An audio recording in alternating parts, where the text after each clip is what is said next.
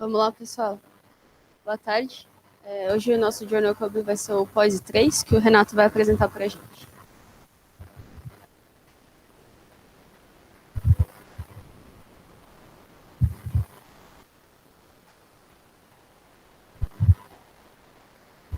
Bom, boa tarde.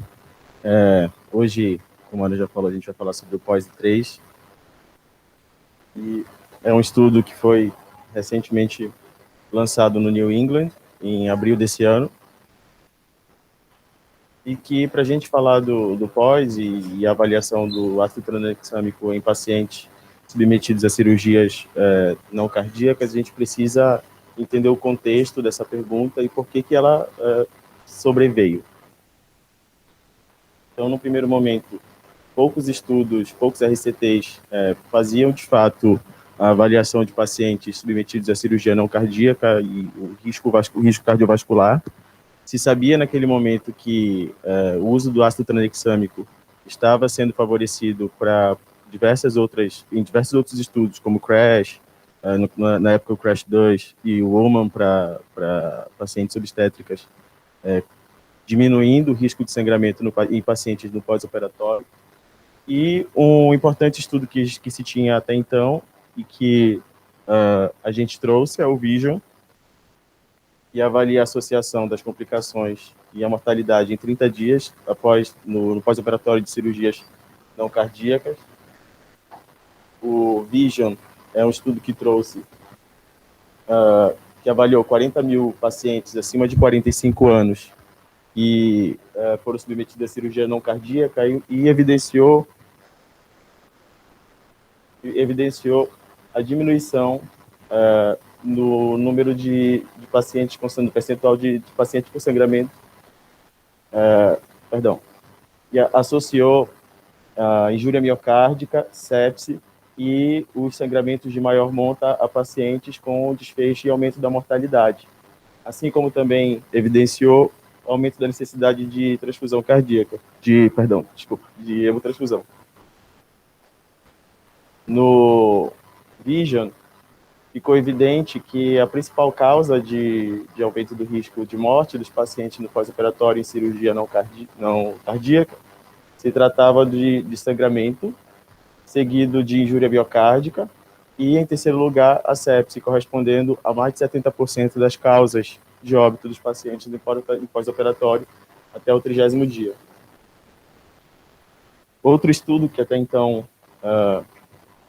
que tinha sido publicado na Circulation em 2012 foi esse estudo de coorte que foi realizado nos Estados Unidos, então um estudo norte-americano, que avaliou mais de 650 mil pacientes submetidos a cirurgias não cardíacas e mostrou que esses pacientes submetidos à cirurgia não cardíaca, quando associados a uma hemorragia no perioperatório, eles tinham e também um risco aumentado para AVC e para infarto do miocárdio, eles tinham uma sobrevida reduzida nos primeiros 30 dias.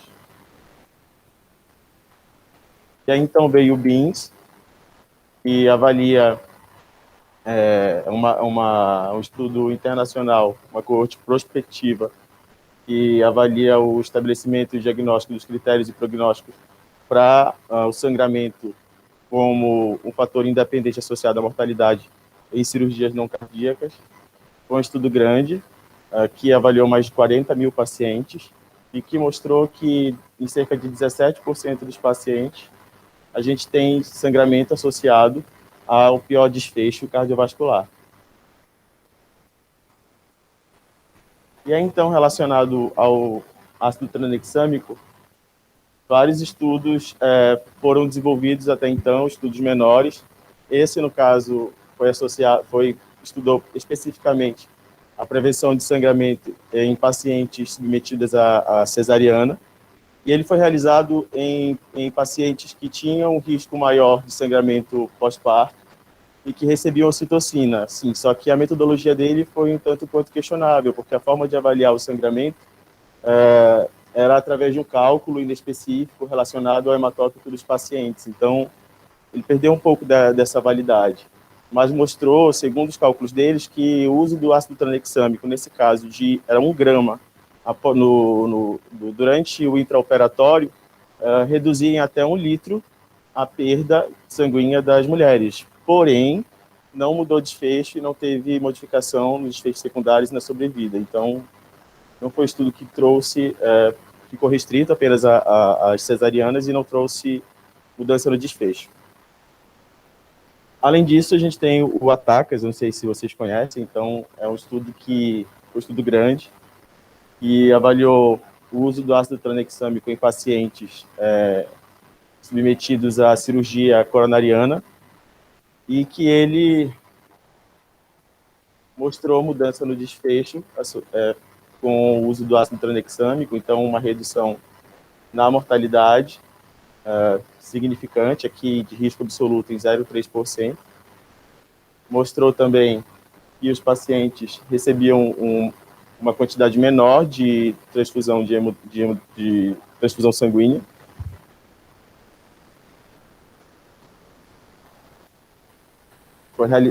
Esse estudo, inclusive, foi realizado em 21 países.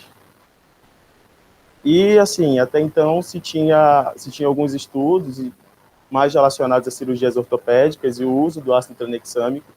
E aí, então, em 2009, tinha sido publicado esse artigo de revisão sobre o uso do ácido tranexâmico para reduzir a transfusão em pacientes submetidos à cirurgia ortopédica, mas foi um estudo de 2.400 pacientes. Esses pacientes, na sua maioria, eram submetidos a cirurgias do joelho e ainda foi um artigo, uma revisão sistemática com um número pequeno e que não conseguia extrapolar os limites das cirurgias ortopédicas.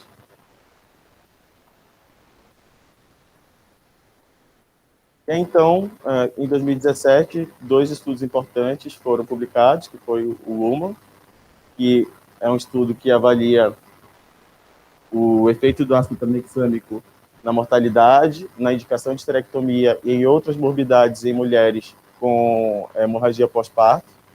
E ele mostrou, de fato, um benefício, um favorecimento do uso do ácido tranexâmico na redução da mortalidade, assim como na redução da hemorragia.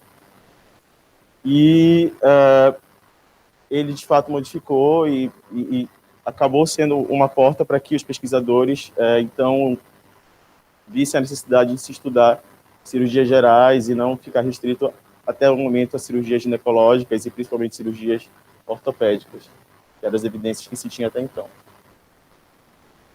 Então tem o CRASH 2 também, que foi um estudo que acredito que todo mundo conhece, que avaliou o efeito do ácido tranexâmico em pacientes de trauma, então utilizavam 1 grama e depois 1 grama até 8 horas, e também mostrou benefício.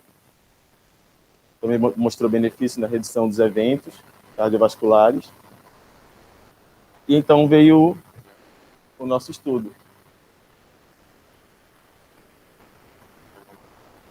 A partir dessa pergunta, a gente falou muito sobre aquilo que se tinha de evidência em relação ao uso do ácido tranexâmico para evitar sangramento, mas praticamente nenhum estudo acabava avaliando de fato ou tinha impacto significativo para avaliar desfecho cardiovascular tromboembólico. Então, esse estudo favoreceu fazer 2 perguntas, uma relacionada à eficácia e, portanto, o potencial do ácido tranexâmico em evitar sangramento, e outra a segurança, ou seja, não inferioridade em relação a placebo, em relação a eventos tromboembólicos. Foi um ensaio clínico randomizado, foi realizado em 106 centros em 22 países, foi realizado entre junho de 2018 e julho de 2021, e inicialmente foi calculada uma amostra de 10.000 pacientes, que foi reduzido para 9.500, porque a gente entrou na pandemia. Então, eles precisaram interromper, porque estavam com dificuldade de captar paciente, financiamento, e eles disseram, até então, na descrição do estudo, que não tiveram acesso aos resultados, porém sabiam já que os desfechos cardiovasculares secundários de não inferioridade já não favoreciam o ácido tranexâmico, como a gente vai ver nos resultados. Então, para não inferioridade, foi calculada uma amostra maior, então esse valor foi para não inferioridade, com poder de 90%, assumindo uma taxa de eventos placebo de 10% a 12%, e para avaliar a eficácia, que é, de fato, o potencial de evitar sangramento, com poder de 90%, assumindo uma taxa de eventos de placebo de 7% em 30 dias. Então, no estudo, de fato, foram incluídos 9.535 pacientes, que foram submetidos a cirurgias não cardíacas. A maioria delas, como a gente vai ver no slide seguinte, são cirurgias não ortopédicas, apenas cerca de 23% são cirurgias ortopédicas, então ele tem esse adicional. No grupo intervenção, 4.557 pacientes receberam ácido tranexâmico e placebo 4.778, sendo que o segmento desses pacientes, em 99,9% dos pacientes, eles conseguiram fazer o acompanhamento em 30 dias. Então, não teve perda. Embora o desenho inicial do estudo, eles avaliem não só a mortalidade e a funcionalidade em 30 dias, mas também em um ano. E esse estudo não foi desenvolvido, a priori, só para avaliar o uso do ácido tranexâmico e o desfecho e evitar sangramento. E tem outro braço, que está relacionado ao controle da hipertensão em pacientes com alto risco cardiovascular. E são os mesmos pacientes, e durante a análise eles eles tiram o viés da interferência da randomização dos pacientes que têm intervenção com relação à hipertensão. Então, 96,3% dos pacientes receberam ambas as doses do agente do estudo. Então, como a gente vai ver, os pacientes receberam 2 doses de ácido tranexâmico. O estudo se limitou a pacientes acima de 45 anos, por considerar uma população que tem um potencial risco cardiovascular aumentado, e a maioria dos outros estudos acabava avaliando pacientes acima de 18. E seguindo, inclusive, a mesma linha, a mesma população do pós-2. E esses pacientes precisavam ficar internados por pelo menos uma noite durante a internação. Algo questionável no estudo, de fato, é que eles colocam que o paciente precisava ficar, ter pelo menos uma noite de internação, e que eles não se limitaram a pacientes de cirurgia eletiva, tem cirurgia de urgência, mas, ao mesmo tempo, no protocolo, eles colocam uma avaliação cardiovascular prévia para verificar se o paciente tem como se incluir no critério ou não. E, assim, como que se fazia isso é um ponto a se avaliar e não está muito claro no suplemento. E os pacientes precisavam preencher pelo menos um dos 6 critérios de risco cardiovascular e de sangramento, que são esses aqui. NT-proBNP acima de 200, história de doença arterial coronariana, trombose venosa, AVC, história de submissão a cirurgia vascular de grande porte, ou qualquer um desses 3 desses critérios aqui relacionados à idade. São mais dados inerentes à funcionalidade prévia, à saúde prévia do doente, creatinina basal, história de tabagismo, ICC e ali submissão de uma cirurgia de urgência ou emergência. Então, o grupo de intervenção recebia 2 doses de ácido tranexâmico, sendo 1 grama cada dose. A primeira dose teria de ser realizada com menos de 20 minutos antes da incisão, e a segunda dose ao final da cirurgia. O grupo controle era o grupo que era placebo, e esse paciente recebia um volume equivalente na proporção de 1:1 de solução salina. Então, 10 ml. O estudo foi realizado em países que têm a concentração de 100 mg por ml da solução de ácido tranexâmico, inclusive o Brasil. E também esse paciente recebeu a primeira dose com menos de 20 minutos antes da incisão e a segunda dose ao final da cirurgia. A população de estudo, como a gente pode ver, são pacientes mais idosos. Então, a média ficou de idade em 69,4 anos. Em relação aos outros dados de subgrupos aqui, foi bastante equilibrado em relação aos fatores de risco. relação à fibrilação atrial, em relação ao uso de medicamentos antipertensivos e aos critérios de risco de sangramento e de risco cardiovascular. A maioria desses pacientes foi submetido a cirurgias gerais, quase 23% submetidos à cirurgia ortopédica, e aí, então, depois vem cirurgia vascular, urológica, espinhal, ginecológica, torácica e outras de baixo risco.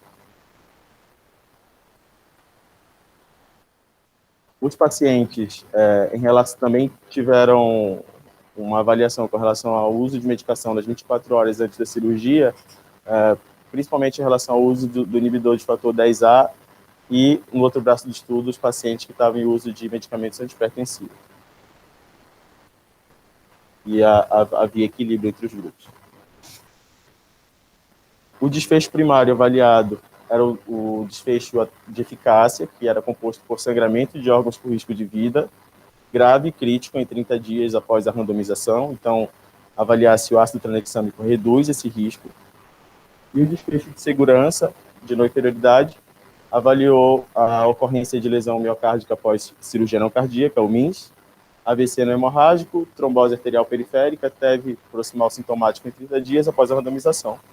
E os desfechos secundários foram avaliados também com 30 dias.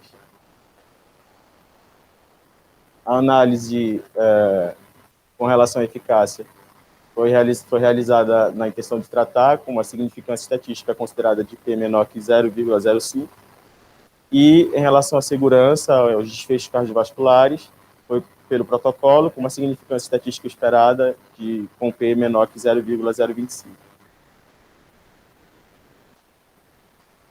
Então, em relação aos desfechos, o estudo encontrou no desfecho primário uma redução no grupo intervenção, no grupo que recebeu os 2 gramas de ácido tranexâmico em relação a sangramento.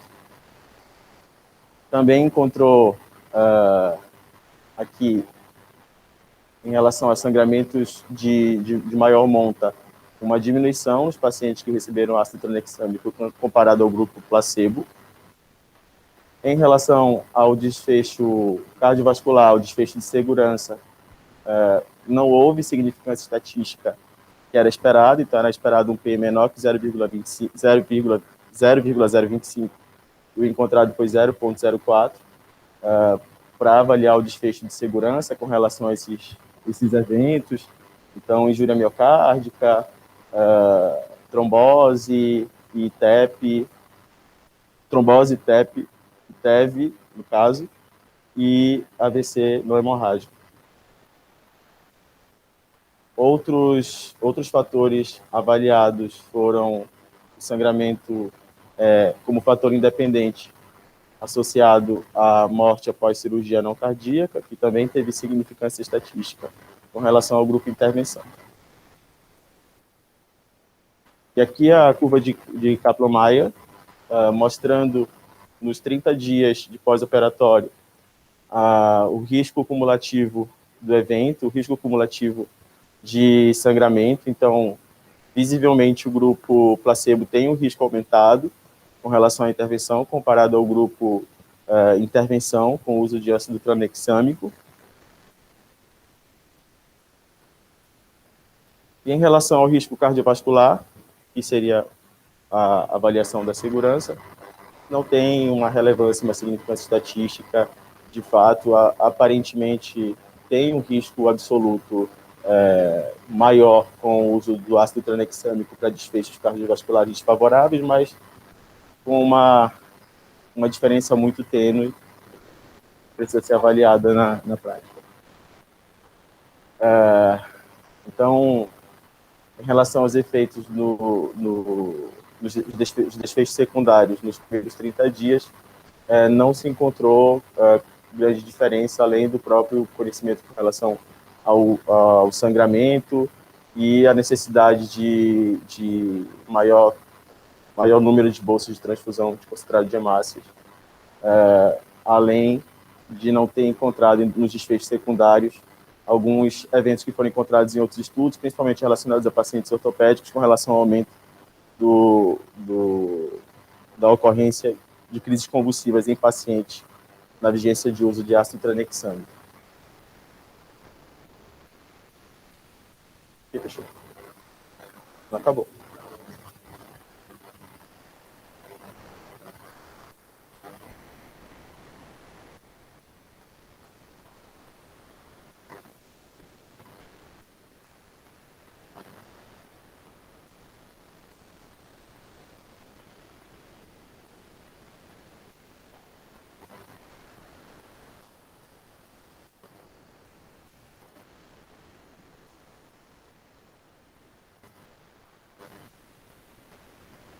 Então, em relação ao sangramento composto, ao risco de sangramento como desfecho, há um claro favorecimento entre os subgrupos para o uso do ácido tranexâmico, tanto em pacientes ortopédicos quanto não ortopédicos, em relação ao nível de hemoglobina e em relação à avaliação da função renal e do nível de INT para BNP. Em relação aos desfechos cardiovasculares, de fato, como o P foi menor do que o esperado, menor do que o calculado, não foi possível mostrar não inferioridade em relação ao risco de desfechos cardiovasculares com o uso de ácido tranexâmico. Então,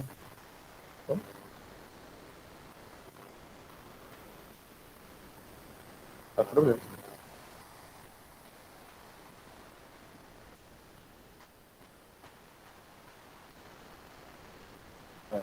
Ótimo.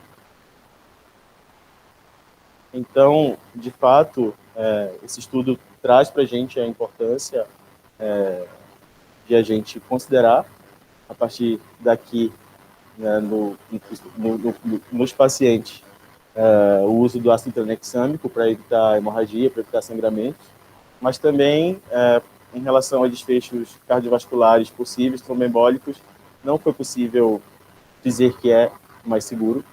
No entanto, a diferença estatística é muito pequena e vale a pena considerar, avaliando-se o risco-benefício, o uso do ácido tranexâmico por hora. Então, fica aberto a discussão. Não sei se alguém tem alguma pergunta.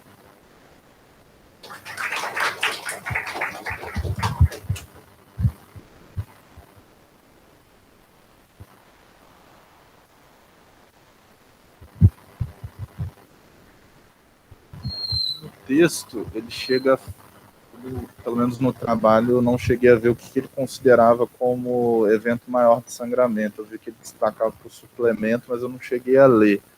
Você chegou a ver o que era isso? O que eles usavam de critério?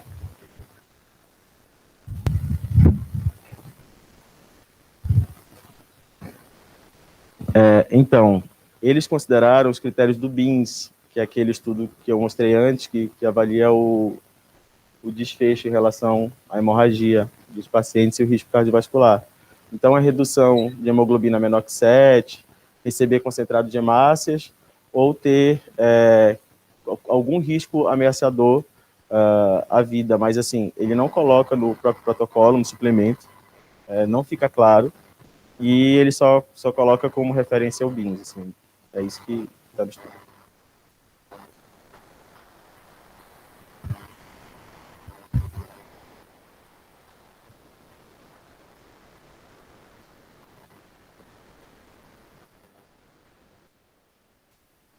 Agora, em relação, uma curiosidade foi em relação à dose de 1 grama e depois 1 grama. Assim, a justificativa dos pesquisadores foi de que eles utilizaram, baseado nos estudos que eles já tinham até então, principalmente os 2 maiores estudos avaliando pacientes de cirurgia ortopédica, e por isso eles utilizaram a mesma dose. Só consideraram, de fato, mudar a população para um risco aumentado, maior que 45 anos, mas em relação à dose foi essa a justificativa de fato.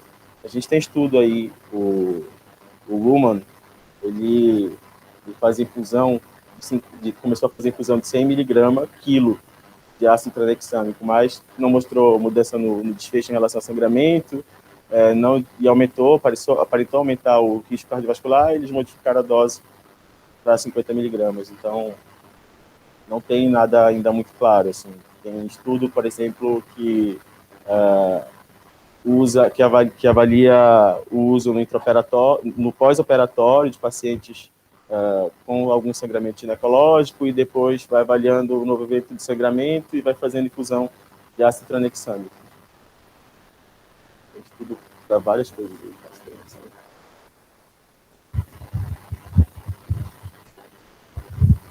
Só uma coisa que eu achei curioso, assim, quando ele planeja o tamanho da amostra dele, ele prevê um número de sangramento em torno de 9%, que é o tanto que sangrou o grupo tratamento. O grupo controle sangrou mais. Ele justifica alguma coisa para ter sangrado mais do que o previsto? Que parece que... Se ele descreve em algum momento, assim, se teve alguma complicação cirúrgica, alguma lesão inadvertida em algum dos grupos, eu também vi isso, eu acho que...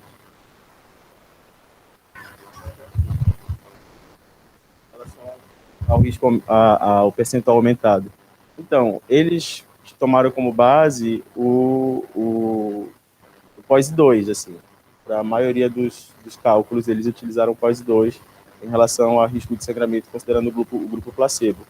Então, esse valor vem de lá, mas com relação à diferença, de fato, que eles encontraram, eles não fazem a avaliação disso. Não fizeram. A pergunta foi em relação a Fred.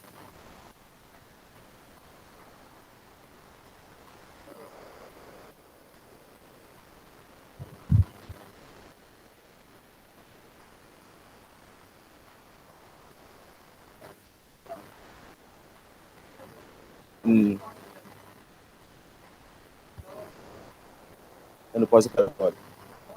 É no pós-operatório. Isso.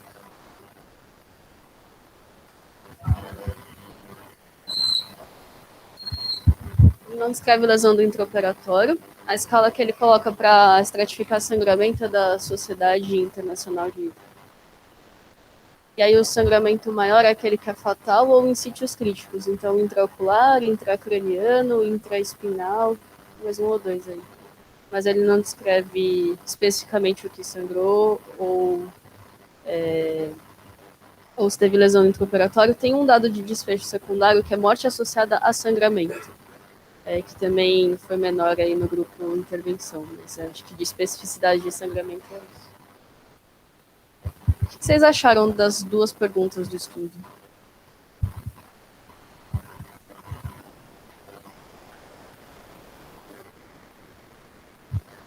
Eu achei uma pergunta interessante, eu acho que faz sentido, assim, sei lá, por exemplo, a gente, agora então tem esse viés de a gente usa muito ácido em cirurgias cardíacas, usa muito transamin.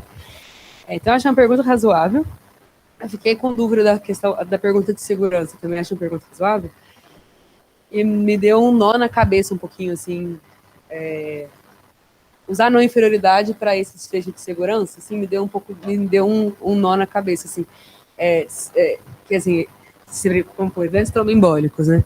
Então, se ele não foi não inferior, ou seja, eu não consigo falar que não é, assim, eu não consigo falar que é seguro, né, assim, tipo, entendeu? Porque eu tô com uma dupla negativa que a minha cabeça tá embaralhando um pouquinho, não tô entendendo.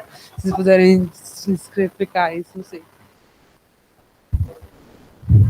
A sensação foi a mesma sensação que eu tive quando eu li, assim, quando eu vi o desfecho de segurança, a primeira coisa que bateu na minha cabeça foi, putz, mas como assim, tá usando... Eu não tinha visto ainda nenhum estudo que usava não inferioridade para desfecho de segurança, realmente. E aí, quando eu vi que não teve diferença estatística, eu também dei essa mesma travada e falei, não, então tá bom, então quer dizer que não é seguro, porque se fosse, ele seria não inferior e aí teria significância, né? Mas dar realmente essa dupla negativa deu um nó na cabeça. Eu achei a pergunta válida também, mas eu senti falta de outros dados, assim, sabe? Exatamente isso, sítio de sangramento e tal, etc. Porque parece que, assim, diminui, foi grande, principalmente o desfecho foi positivo, principalmente pegando o que ele considerou como sangramento major ali, né? Então acho aí que faltou ele estratificar melhor o que foi isso exatamente, para realmente, assim, avaliar se realmente compensa esse possível risco de mais evento tromboembótico, né, para causar no paciente. É isso.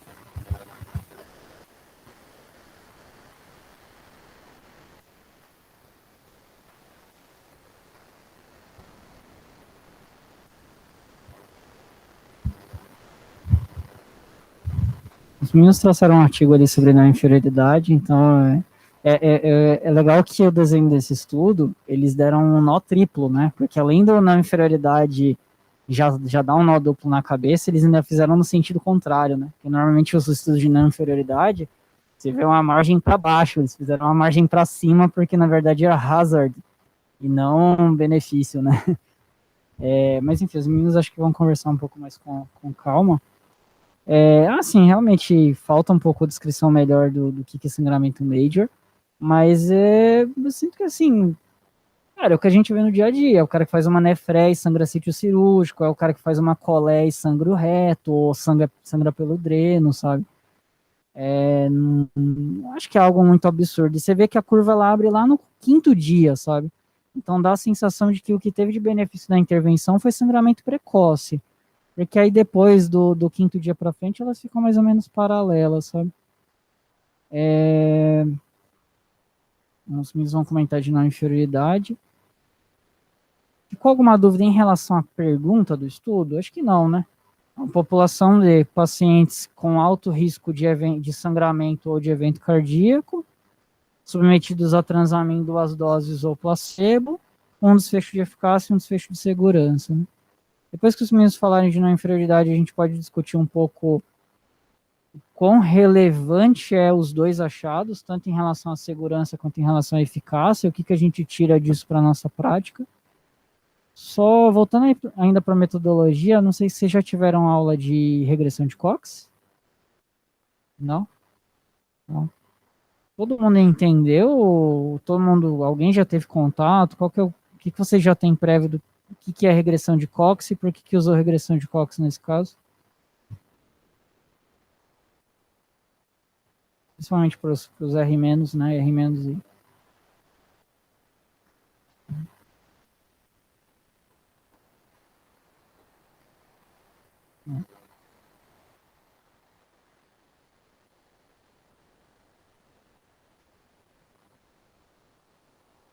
Isso. Só assim, vocês vão ver vários estudos que tem regressão logística, regressão linear. Basicamente, quando você faz uma regressão, o que você quer é ver se o efeito de uma intervenção sobre um determinado desfecho é significativo ou não, corrigindo para outras variáveis de confusão. De forma muito resumida, é isso. Vocês vão ter aulas ao longo do ano sobre isso. E a regressão de Cox é um modelo específico de regressão que é ajustado para eventos tempo-dependente. Então, toda vez que você tem uma variável que é tempo-dependente, então, por exemplo, sobrevida em tanto tempo, que o paciente pode ir sendo censurado ao longo do tempo, ou sangramento ao longo do tempo, que o paciente pode ser censurado ao longo do tempo. Daí você precisa usar um modelo de regressão, que é um modelo de Cox, né? Esse modelo ele se baseia nos riscos proporcionais. Ele se baseia que, vamos dizer assim, a direção do efeito do risco ao longo de todo o intervalo do tempo é sempre a mesma. Então, não pode, para você poder usar o modelo de Cox, o risco ele não pode ser maior no início do estudo e depois diminuir, entendeu? Por exemplo, a intervenção ela não pode ser protetora nos primeiros 7 dias e depois lesiva nos últimos 7 dias. Nesse caso, o modelo de Cox ele não consegue te dar uma resposta. É só para, enfim, vocês vão ver bastante estudo que usa o modelo de Cox e vocês vão ter aula mais para frente sobre isso, só para já ter uma ideia quando vocês verem no estudo.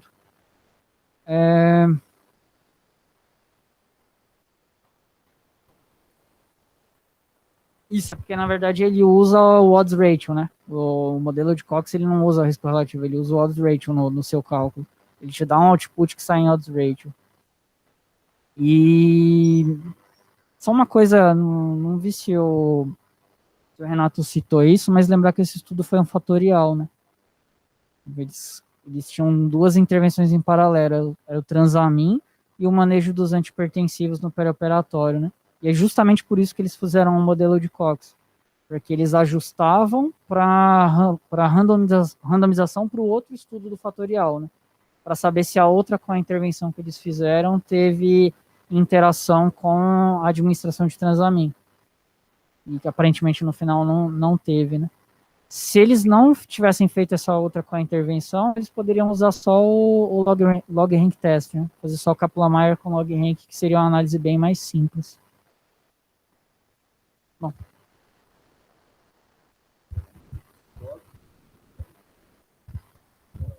A dose era 1 grama no pré-operatório e 1 grama imediatamente no pós. Quando que era essa segunda dose? Também eu não vi quando foi feito. Porque assim, qual que é a meia-vida do transamin? É curto, não é? Pra pensar que tipo, no quinto dia que meio que abriu, assim, tal, quanto realmente de efeito que foi da intervenção? Isso que foi uma das coisas que eu fiquei em dúvida, assim.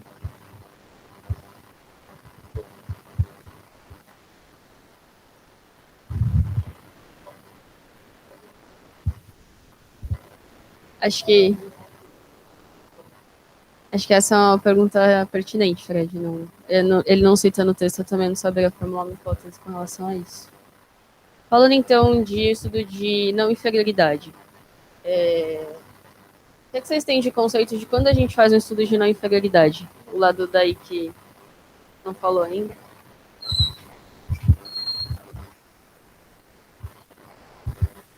Eu sempre fico confusa com o estudo de não inferioridade, porque às vezes junta duas negativas, né? Mas eu tento pensar que eu quero comparar duas coisas que não, meio que não vai fazer diferença eu fazer. Tipo, sei lá, dá 3 ou 5 dias de um antibiótico.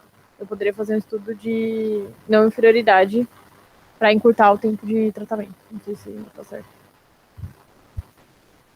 Para encurtar o tempo de tratamento.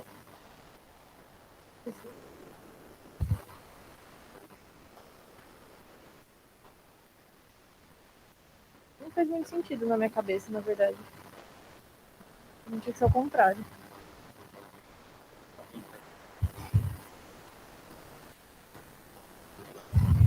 Só peguei pra falar que eu fiquei confuso também. É que assim, a impressão que eu tive é que ele queria ver se eu acho que não é óbvio, não faz sentido, né?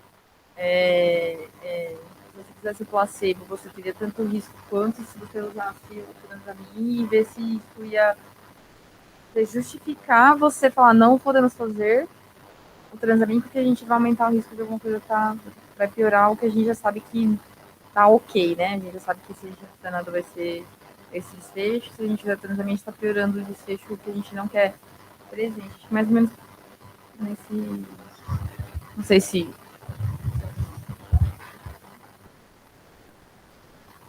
só fazer uma pergunta para vocês. Se ao invés de ele ter feito uma análise de não inferioridade, ele tivesse feito uma análise normal, como a gente viu em todos os journal clubs desse ano, teria tido diferença significativa? Você ia falar que o grupo que usou transamin teve mais evento cardiovascular?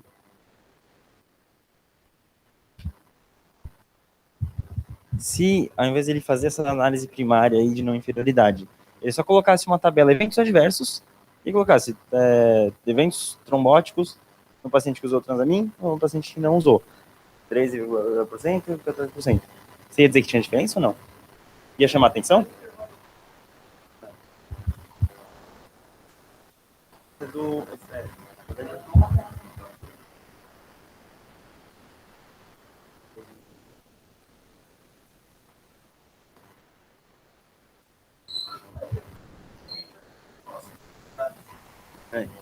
Isso.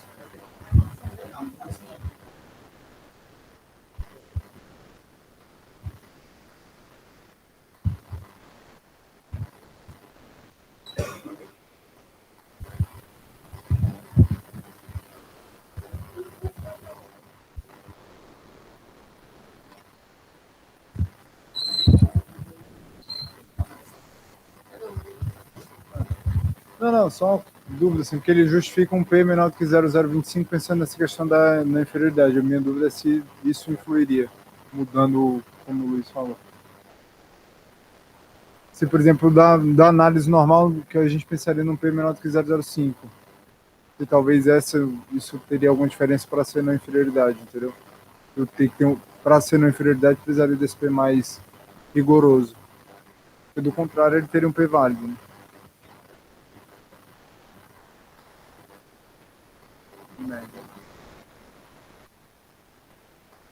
Imagina que era do Impaldado, mas eu também não sei. Quando você faz um estudo que não é de não inferioridade, qualquer teste estatístico para ver a diferença entre dois grupos, você precisa testar os dois lados dos grupos, o lado para cima e o lado para baixo. Então, você tem uma margem de segurança de 2,5% de cada lado, que você tolera, que você descarta ali para considerar como grupos diferentes. Quando você faz uma análise de não inferioridade, você só está querendo avaliar um dos lados do seu grupo, o lado de risco, de pior desfecho, você está querendo avaliar aqui. Então, se você usar um P de 0,05%, você está dando uma tolerância maior só nesse lado que você está testando. Então, quando você faz uma análise de não inferioridade, você considera geralmente um P de 0,025, porque você só está testando um dos lados da sua amostra. Então, é por isso que, em geral, o teste de não inferioridade, você considera um P de 0,025. Só que, de novo, assim, acho que foi esse ano que o Bruno falou várias vezes, sobre interpretar o P, o que o P te diz, certo? O P não é um corte absoluto que é sim ou não e acabou. Então, por exemplo, um P de 0,04 nesse desfecho unicaudal da análise de não inferioridade. O que quer dizer esse 0,04?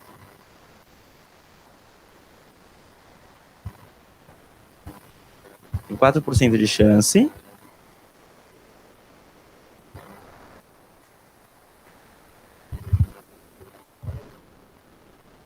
Isso, então você está tentando ver se é um desfecho de segurança. Você quer ver se o desfecho que você encontrou, que é um sangramento de 14,2% contra 13,9%, se de fato quem recebe Transamin tem esse 0,3% a mais na média de chance de sangrar.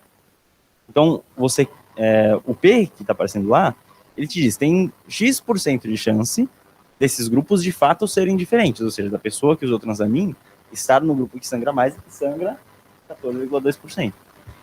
Então, esse P, o que ele está dizendo para a gente é que tem uma chance de 96% de que esses dois grupos talvez sejam, na verdade, um grupo só e que não existe uma diferença entre eles. Então, é mais ou menos isso que esse P de 0,04 quer dizer.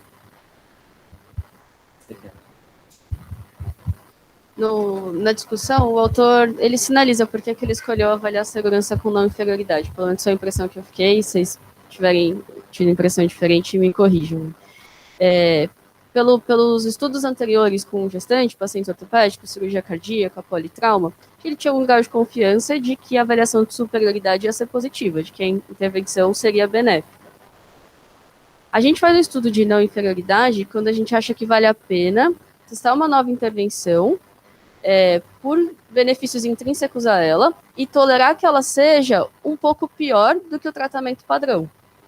Então, talvez o racional aqui seja, eu vou dar Transamin, eu acho que o Transamin vai ser bom. Então, será que eu posso tolerar um pouco mais de evento adverso associado ao Transamin, dado que ele é benéfico para controle de sangramento? Então, a superioridade vem nesse sentido de ele controlar sangramento, e a não inferioridade no sentido de que talvez eu possa estabelecer uma margem de não inferioridade que eu tolere que ele complique mais com trombose, infarto, enfim. Então, a minha impressão é que usar a não inferioridade foi nesse sentido. E você fazer Transamin, teoricamente, vai ser superior nesse quesito de vai ter menos evento trombótico do que o grupo placebo. Então, acho que nesse sentido, realmente, também corrobora aí com o que você falou, que você pode tolerar, às vezes, um pouquinho mais pelo benefício do desfecho, no caso, o primário que ele colocou, né? Mas eu achei diferente, eu nunca tinha visto. Legal. Seria o quanto eu tolero, qual é a minha margem de não inferioridade, o quanto eu tolero que o Transamin complique com eventos tromboembólicos a mais e que é aceitável, haja visto o benefício. Como é que vocês pensariam em responder essa pergunta e em calcular a margem de não inferioridade?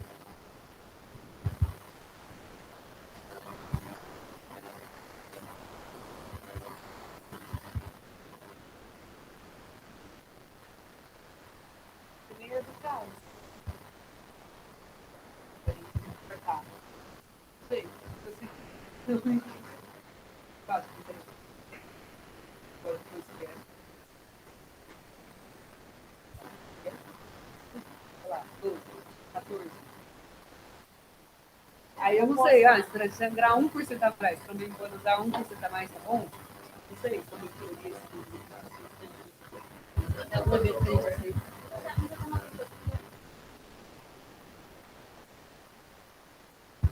oposto, não é? Infartar, acho que é pior do que ter uma TV pena.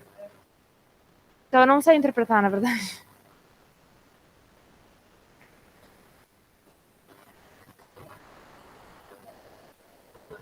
Caso o outro pesquisador julgue um absurdo, então é uma decisão arbitrária. O FJ faz uma recomendação de como escolher a margem de não inferioridade e boa parte dos estudos seguem isso. Ele descreve no texto como ele escolheu. Você lembra, Renato?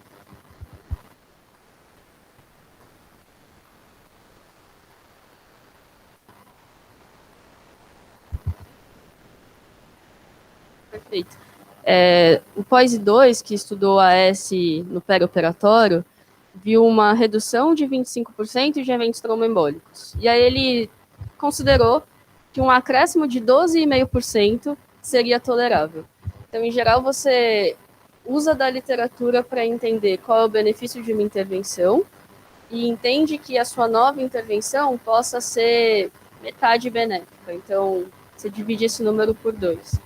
Esse é bem mais difícil, assim, pelo menos para mim foi mais difícil de entender, porque é um desfecho composto, porque eu estou testando coisas diferentes, e dessa vez eu prevejo um malefício, mas é mais ou menos nesse caminho que se faz o percebe a linha de não inferioridade. Ele está entendendo que o benefício, assim, essa que foi a minha dúvida da dupla negativa.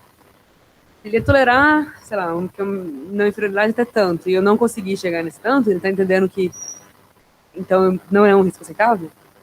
Entendeu minha dúvida? Não sei se eu consegui explicar. Acho que eu entendi. Acho que é entendido. Acho que é que tem duas coisas que você está querendo verificar quando você testa a não inferioridade. Uma coisa é, esses dois grupos são diferentes, sim ou não? A segunda é, eles são diferentes. Eles são diferentes dentro do limite que eu estabeleci ou fora do limite que eu estabeleci? Tipo, se os meus grupos são estatisticamente diferentes e o grupo do Transamin tem mais trombose, mas ele tem, sei lá, um risco relativo 5% maior de trombose, não tem inferioridade, porque eles são diferentes, tem um risco maior, mas está dentro da minha faixa de não inferioridade. Agora, eu tenho dois grupos diferentes, e o risco está dentro da minha faixa de não inferioridade, mas você não comprovou uma diferença estatística entre esses dois grupos, então eles não são não inferiores, porque você não sabe se esses grupos são diferentes ou não. Então tem duas maneiras de você falhar no teste de não inferioridade. No caso desse estudo, você está dentro da margem estabelecida de não inferioridade, a margem clinicamente significativa, mas você não tem uma estatística, uma diferença estatisticamente significante entre esses dois grupos. Então você não sabe se de fato eles são dois grupos diferentes ou não são. Isso. Entendeu? É que o desfecho secundário combinado é 1, mas quando a gente olha individualmente cada um deles, todos eles cruzam 1. Né? Então, o desfecho composto trouxe aí a significância estatística, mas individualmente, quando eu olho cada um dos riscos associados, os grupos não pareceram diferir muito, né? Isso também dá margem para reflexão. E aí, é engraçado. Opa, pode falar isso. Tá chovendo numa molhada, mas ficou claro para todo mundo por que o Transamin não pode ser considerado não inferior ao placebo? Não pode ser considerado não inferior?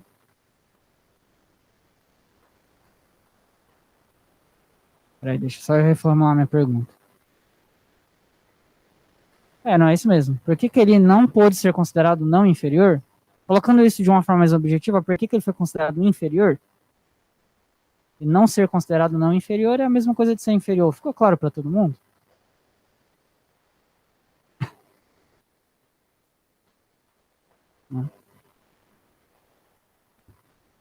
Ih, tem um pincelzinho? Vou mostrar.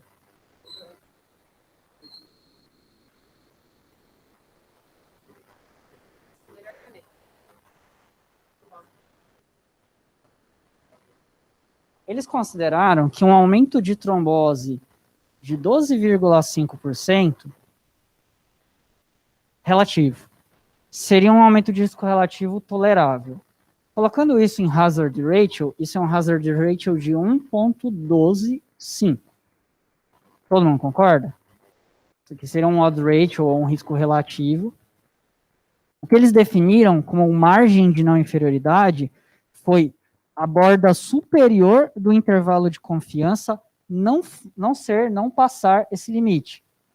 Então, encontrei um risco relativo entre os grupos de X. Eu vou calcular um intervalo de confiança de 95%. A margem superior, a margem que está à esquerda desse intervalo de confiança, ela não pode ser maior do que 1,125. Se ela for maior do que 1,125, significa que existe alguma chance de a minha intervenção ter um dano maior do que os 12,5% de risco relativo que eu defini. Logo, eu não posso considerar que ela não é não inferior. Logo, ela é inferior. Ficou claro isso? É por isso que a unidade ultrapassa o 1, e mesmo assim, o P não fica menor do que o 0,025 que ele definiu, porque o limite superior é 1,14.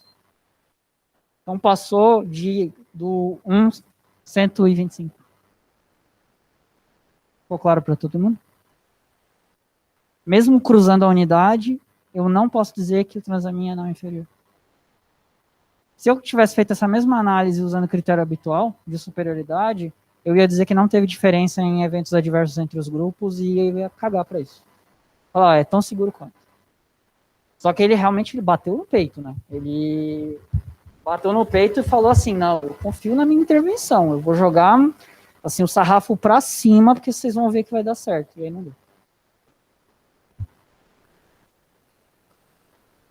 Então, foi assim, uma coisa também que eles falam a respeito os autores mesmo do estudo falam a respeito disso, que não é, como vocês falaram, não é usual se testar a não inferioridade num estudo desses. Se vocês forem olhar a parte de estatística do estudo, o poder que eles tiveram para o desfecho positivo de sangramento foi de 90%. O usual é a gente usar um poder de quanto, mais ou menos? 80%. Quando você testa na inferioridade, como ele foi muito mais rigoroso e queria achar uma diferença de desfecho mais menor, você precisa fazer o quê com o seu N? Jogar lá para cima. Quando você joga o seu N lá para cima para testar a margem de não inferioridade, o que acontece com o poder do seu outro desfecho? Sobe. Então, fazendo essa segunda análise, eles conseguem que na análise de benefício, você joga o poder lá em cima, e o poder, ele vai falar pra gente do erro alfa ou beta. Erro beta. Então, você diminui muito o seu erro beta. Ou seja, você diminui muito a chance de você não encontrar uma diferença onde de fato há uma diferença. Então, fazer essa análise de segurança com uma margem de inferioridade te ajuda a conseguir um N muito maior, para talvez de fato encontrar uma diferença numa coisa que você acha que tem diferença, que é a análise primária do benefício da droga. Entendeu?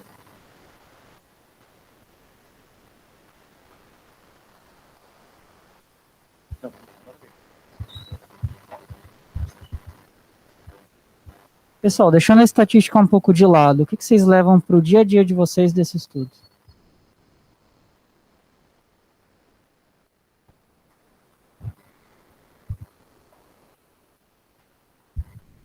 Eu saí com a sensação de que tem benefício de fazer realmente, assim, é uma droga barata hoje em dia, né, disponível, e que teoricamente você está evitando uma das complicações aí que... mas eu acho que assim, principalmente talvez os pacientes que têm mais risco de sangrar e tudo, faz sentido. Não. Eu acho, mas a sensação é que talvez o benefício seja maior do que o possível malefício, no caso. Essa é a minha sensação, assim, quando eu terminei de ler, né? Agora, mas realmente, ficaram umas questões aí em abertas que eu acho que pode ser trabalhado melhor.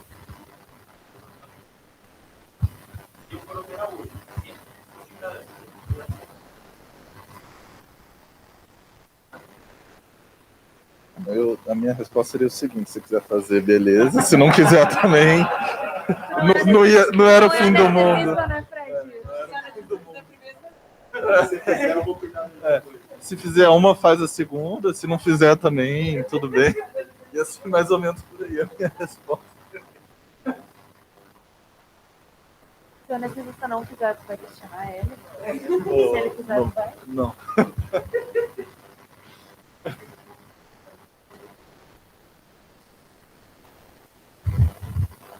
Que eu levo para mim, né? Como assim, estatisticamente falando, o Transamin ele teve mais risco, mas clinicamente me parece um risco quase desprezível, sabe? Parece um aumento de risco quase desprezível. Então, apesar de estatisticamente ter diferença, clinicamente essa diferença não parece muito importante para mim, sabe? Agora, se você olhar o desfecho de benefício, o desfecho, o desfecho primário relacionado ao sangramento, assim, foi uma redução bem interessante, uma redução de quase 25% na chance de ter um sangramento major, numa população que tem alto risco de sangramento. E assim, você pode até questionar, mas a mortalidade foi igual, o tempo de internação foi igual, mas eles usaram menos concentrado de hemácia, eles precisaram de menos transfusão. Assim, se fosse uma intervenção que a gente faz uma vez na vida, outra na morte, tipo, prona, não ia mudar a minha prática diária. Mas quantas cirurgias em pacientes de alto risco são realizadas anualmente no mundo inteiro, com pacientes que preenchem esses critérios, sabe? Então, acho que pensando do ponto de vista populacional, eu acho bem difícil a gente não endossar isso como parte de protocolos de cirurgia, sabe? Eu acho bem difícil. Acho que nos próximos anos, provavelmente as sociedades de cirurgia, elas vão começar a incluir o ácido tranexâmico para pacientes que têm risco de sangramento alto, porque, sim, parece que o significado clínico do benefício parece ser muito melhor do que o significado clínico do malefício. Mas tudo em proporções muito pequenas, não é que para um paciente individual vai fazer uma baita diferença.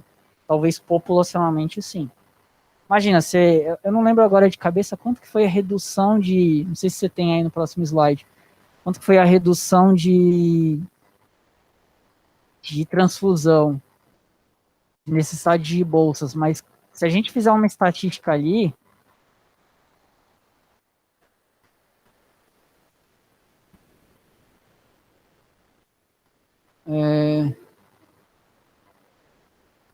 de mais de uma unidade, né? Então, sei lá, se a gente pensar que esse mais de uma unidade foram 2 unidades, então foi 3% dos pacientes que usaram um concentrado de hemácia a mais. Se a gente pegar e ver o número de cirurgias em paciente de alto risco anual e fazer uma conta e multiplicar isso pelo custo de um concentrado de hemácias, cara, é muito dinheiro.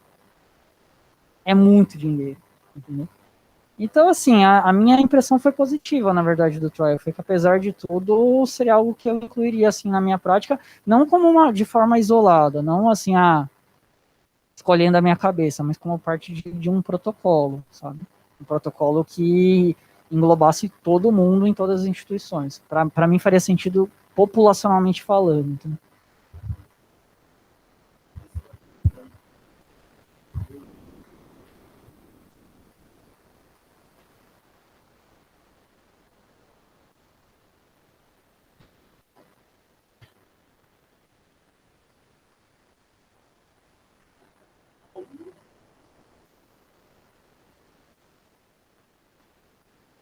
Não, talvez faça, mas aí você vai precisar de um N bem maior, né? Porque as análises de subgrupo, via de regra, elas vão ficar com um poder bem mais baixo. E como a diferença entre os grupos é baixa, coisa de 2, 3%, para você conseguir demonstrar a diferença, se conseguir ter poder adequado, você vai precisar de amostras muito grandes. Aí talvez torne um estudo muito difícil, ou caro, ou demorado de fazer, entendeu? Que fizeram análises terciárias, quartenárias, aí de subgrupos dos estudos. Na verdade, estava planejado na análise secundária ou terciária do estudo avaliar por tipo de cirurgia. Não estava no artigo mesmo que a gente mandou, mas eles falam que não teve diferença estatística entre os tipos de cirurgia avaliados. Agora, eu não consegui ver exatamente quais tipos eram, e, de novo, são subgrupos de subgrupos, então o poder vai muito mais para baixo. Acho que vale a pena a gente pensar, então, uma coisa que me lembra muito esse estudo, são os estudos de trombólise, que é o oposto, mas é meio parecido. no estudo da trombose, você vê que talvez tenha um benefício em você trombolizar o paciente, mas tem um risco associado ao sangramento. Aqui parece ser mais ou menos a mesma coisa ao contrário. Então tem um risco de diminuir o sangramento, tem um benefício de diminuir o sangramento, já vem um risco aumentado de eventos trombóticos.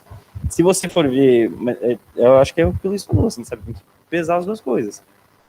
Se você for ver em riscos absolutos, o risco absoluto, a redução de risco absoluto de sangramento, me parece algo bem significativo. Então, se você for acreditar no que estava no estudo, é entre 2% e 3% ali, de absolutos, né? Então, um relativo ali de quase 30%.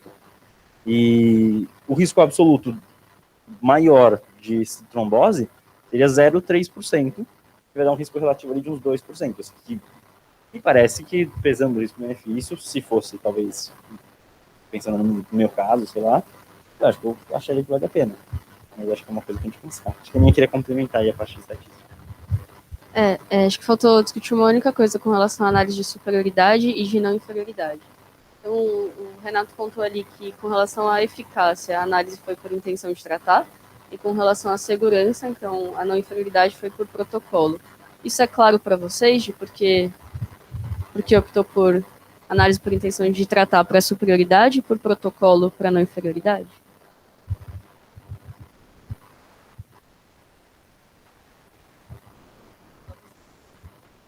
Eu acho que sim, porque eu acho que a eficácia sempre faz mais sentido fazer intention to treat, porque daí você vê assim, vamos supor, no mundo real, quem está aderindo, assim, vamos supor, é para todo mundo fazer, mas não necessariamente todo mundo faz, então você vê no mundo real como é que vai ser. Então, acho que a eficácia faz sentido. Mesma coisa de segurança, faz sentido você ver quem realmente aderiu ao, assim, quem aderiu ao protocolo, para você contar, sei lá, um evento adverso, que seja realmente culpa que receberam de fato uma indicação. Porque é diferente, sei lá, vou testar se a losartana abaixa a pressão em nível populacional, assim. Então, eu preciso saber se as pessoas tomam losartana mesmo, estão prescrevendo, mas está tomando, tipo, se faz diferença e tal. Então, acho que a intenção de treat para eficácia faz diferença. Mas para segurança, eu gostaria de saber quem realmente usou, entendeu? Se o losartana ou não. Para quem realmente está tomando. Então, acho que segurança faz sentido ser pelo protocolo. E o contrário é verdadeiro significado. Assim, por protocolo e por intenção de tratar. Vocês conseguem definir a diferença?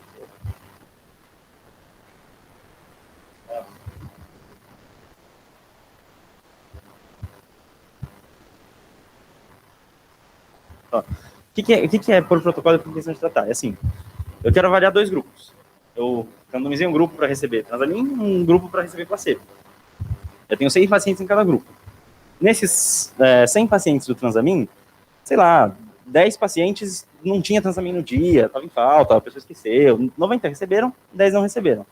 Do grupo placebo, 99 pacientes receberam placebo e alguém deu um Transamin ao invés do placebo e recebeu um Transamin. No grupo, quando você vai fazer uma análise por intenção de tratar, eu vou pegar esses 100 que foram randomizados para o Transamin e analisar como se eles são um grupo Transamin. E todos os desfechos eu vou avaliar assim, e não importa quem recebeu ou não recebeu de fato o Transamin nesse grupo. No grupo placebo a mesma coisa. Isso é uma análise por intenção de tratar. Eu tinha intenção de dar Transamin para ele. Se ele recebeu ou não, azar, isso é falha minha no protocolo do estudo. Análise por protocolo é quem seguiu o protocolo que eu defini. Eu randomizei 100 caras para receber Transamin. 90 receberam, 10 não receberam. Esses 10 não são analisados como grupo Transamin, eles são analisados como grupo placebo. E vice-versa. 99 do grupo placebo receberam placebo, eles ficam nesse grupo. Um cara que recebeu Transamin troca e vai para o grupo Transamin. E aí eu analiso como as pessoas de fato foram tratadas. Por que a gente faz um ou outro? É o racional da Lu. Então, se eu quero avaliar a minha intervenção no mundo real vai ter alguém que não vai receber Transamin, que vai ter alguma coisa errada, que talvez não faça direitinho o que eu pedi. Então, eu avalio por intenção de tratar quando eu estou querendo avaliar eficácia. Numa avaliação de segurança, de não inferioridade, eu geralmente avalio por protocolo, porque eu quero saber se a droga que eu estou dando está fazendo mal. Então, eu preciso ser mais rigoroso nesse sentido. Pode falar disso. Só complementando, a análise por intenção de tratar ela é importante, principalmente naqueles estudos em que a entrega da intervenção ela pode ser enviesada por algum motivo. Então, sei lá, imagina que você está fazendo um estudo sobre ECMO, um EOLIA da vida. E você randomiza um grupo para receber ECMO e outro grupo para não receber ECMO. Só que dependendo de como o paciente evolui, isso pode mudar a sua intenção de canular aquele paciente ou não. E você pode, por exemplo, decidir não canular aquele paciente que foi randomizado para receber ECMO. E vice-versa, pode ser que o paciente seja randomizado para não receber ECMO e entre numa hipoxemia ferrada, e você lá na emoção vai lá e canula ele. E aí, o motivo pelo qual o paciente não seguiu o protocolo pode introduzir viés no estudo se você considerar cada um dos pacientes como se você fizer uma análise por protocolo. Faz sentido? Imagina esses pacientes que foram canulados em ECMO no grupo controle. Provavelmente esses pacientes são muito mais graves. Por isso alguém se desesperou e canulou eles, mesmo dando uma plaquinha lá na porta do leito dizendo que não era para canular eles. Esses caras são muito mais graves, eles têm um risco de morrer muito maior. Se eu pegar eles e eu analisar eles como grupo ECMO, vai parecer que a ECMO faz mal. Né? Então, por isso é importante manter, né, nos estudos clínicos, manter a análise por intenção de tratar, principalmente nesses trials em que a seleção, a oferta, o recebimento, vamos dizer assim, da intervenção pode ser influenciável pelo médico que está cuidando, entendeu? Para evitar que você tenha viés ali na seleção dos pacientes em cada grupo. Só complementar. Tem um pouco de crossover, mas é que realmente não foi o melhor exemplo. Mas, outro exemplo, digamos que você está testando uma medicação para hipertensão, né? E você resolve fazer uma análise por protocolo. Só que aquela medicação tem algum evento adverso que faz as pessoas pararem de tomar. Sei lá. Tosse, por exemplo. Então, quem toma aquele remédio tem tosse e ele resolve parar de tomar. Se você for fazer uma análise por protocolo e excluir quem não aderiu, você vai excluir os pacientes que tiveram um evento adverso da droga. Então, você vai partir de uma amostra inicial enviesada. E isso pode influenciar o seu resultado no final. Entendeu? Esse exemplo acho que vai até um pouco melhor. Encaixa um pouco melhor. Fato é, se tiver alguma coisa na entrega da intervenção que possa influenciar a porcentagem de aderência àquele protocolo, àquele tratamento, e que possa ter impacto no desfecho, analisar por protocolo pode gerar viés no estudo. E aí, quando você faz a análise por intenção de tratar, por mais que você, entre aspas, dilua o efeito da intervenção, porque você vai estar incluindo pacientes tratados e pacientes não tratados, você tem um dado fidedigno da randomização. Você evita a introdução de viés de seleção. Né? É isso, pessoal. Mais alguma dúvida, alguma coisa? Bonitinho aqui o que o desenhou.